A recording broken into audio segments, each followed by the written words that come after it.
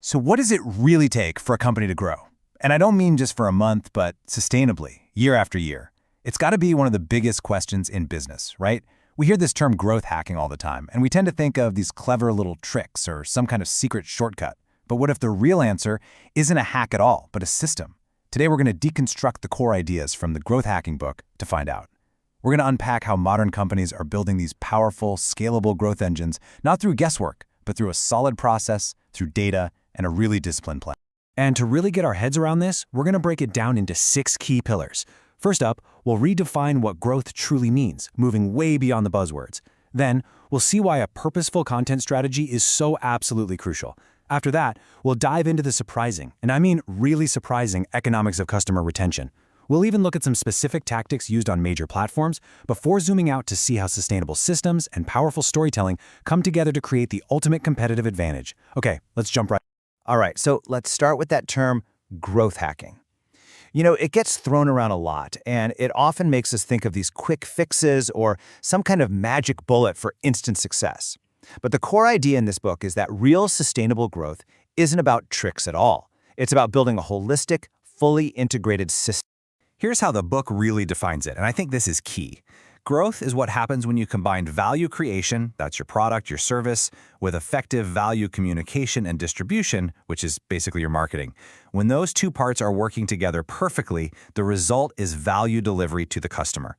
And that final step, delivering real value, well, that's what creates growth. It's not just a marketing job. It's a system that has to involve the entire company. This right here puts it into a simple but really powerful equation. A great product, the thing that creates value, plus effective marketing that communicates that value equals growth. It seems so obvious, but this is exactly where so many companies fail. They treat product and marketing like they're in 2 separate buildings. But think about it. A great product with terrible marketing goes absolutely nowhere. And amazing marketing for a bad product? Well, that'll just make it fail faster. In a modern growth company, these 2 things are completely inseparable. So if it's a system, how do you actually build it? Well, the book lays out this 5-step strategic process. It starts with step 1, define your goal. You got to be specific. Then, step 2, define your value delivery. What are you actually providing? From there, step 3 is all about producing a strategy and the tactics to get it done. And step 4 is absolutely crucial. Implement and iterate. See, this isn't a one-time setup. It's a constant loop of executing, measuring, and learning. But it's step 5 that I think really holds it all together. Focus on serving others. If everything you do is anchored in delivering real, genuine value, growth becomes the natural outcome. You know, this idea of delivering value leads us perfectly into our next pillar, content.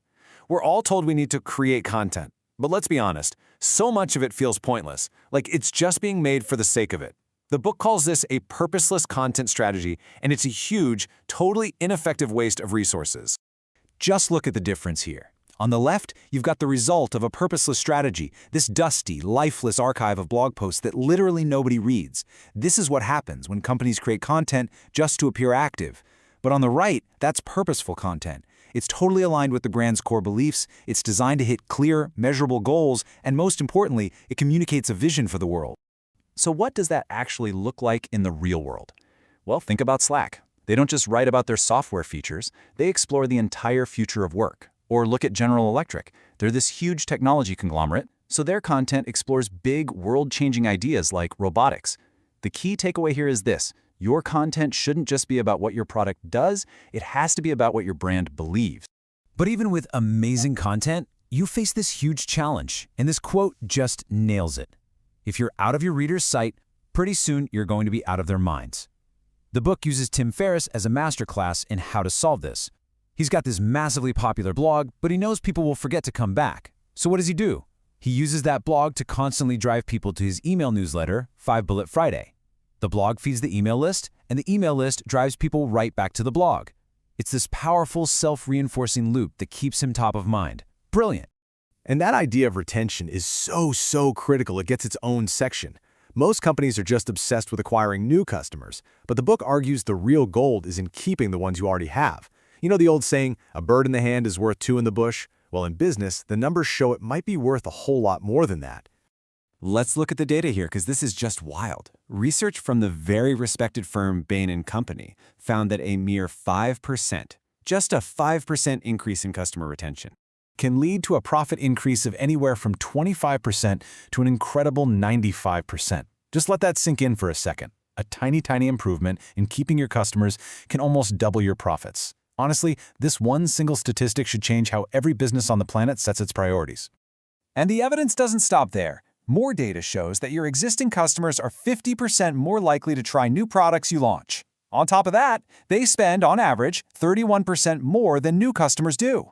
I mean, the business case is just overwhelming. Your existing customers are your most valuable asset, period. So how do you measure this long-term value? Well, that's where this crucial metric comes in, customer lifetime value, or CLV. This formula makes that abstract idea of retention really tangible. You calculate it by looking at the average transaction, how often a customer buys, and how long you expect to keep them around. This completely shifts the focus from a single sale to the entire long-term relationship, and it shows how small improvements in loyalty can have a massive impact on your bottom line. Okay, so we've covered the high-level strategy, but how does this all work in practice? Now we're going to get tactical, looking at how these principles are applied on platforms we all use every day, like LinkedIn and Facebook. The key here is that these tactics are never random. They're always experiments designed to serve that larger strategy. Let's kick things off with LinkedIn. This quote really gets to the heart of the platform. Your network is your net worth. The book details this fascinating experiment with a video series called #Coffee Conversations that put this exact principle to the test. And at first, the results were, well, pretty modest. So, look at the timeline here. The first few videos were getting maybe 300 to 500 views. Not terrible, but not exactly explosive either. Then, they tried one key action. On a single post, the author tagged 5 influential marketers that he'd already built a genuine relationship with. And because that relationship was real, they commented, and the result was incredible. Within 24 hours, that post shot past 10,000 views. See, it wasn't some cheap hack. It was the result of leveraging authentic, pre-existing credibility. Now let's switch gears to a huge consumer brand, Dunkin' Donuts. They used Facebook Live for something absolutely brilliant, a behind-the-scenes tour of their test kitchen. They weren't trying to sell anything directly. They were sharing their secret ingredients, which made this massive corporation feel, well, human. It's such a powerful lesson. Sometimes the best marketing isn't about selling at all. It's about sharing and building a real, authentic connection. These tactical examples are really powerful. But for growth to be truly sustainable, it has to be embedded right into the company's DNA. So let's zoom back out and look at the systems that build a true growth engine, starting with a framework called OKRs.